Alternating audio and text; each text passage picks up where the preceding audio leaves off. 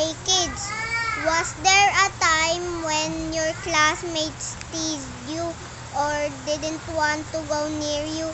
That's what often happens when they learn that we have sore eyes. Our eyes are a pity to look at. They get red, watery, and have, say, some discharge. In our story, little girl Trisha had sore eyes. She woke up one morning and could not open her right eye. Sore eyes, what will she do? How can she avoid infecting others? Read on and find out.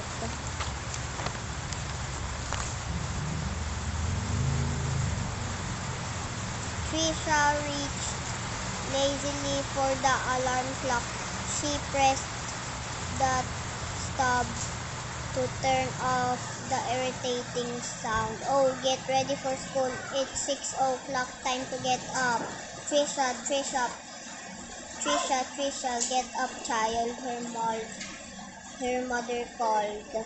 You'll be late, added her Lola.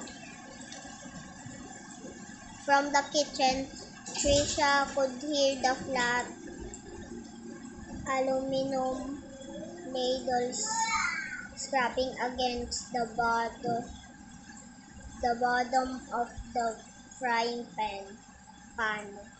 The smell of fried rice and fried dried fish reached her nose. Then she heard the faint tickle of teaspoons hitting the inside of cups as her father and grandparents stirred their coffee.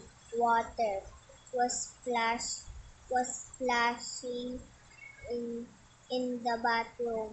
Kuya Patrick was there already. He gets up earlier than Trisha.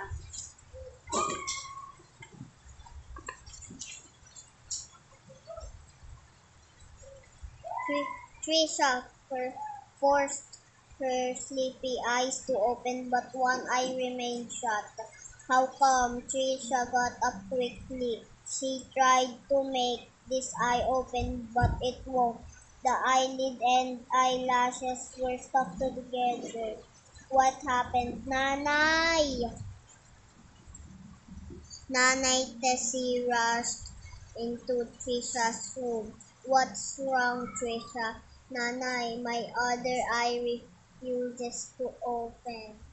Look, it's shut, said Trisha with a sob. Nanay Tessie examined the swollen eye. Child, there's too much sticky goo forming in your eye. That's why your eyelashes are stuck together. You might have sore eyes.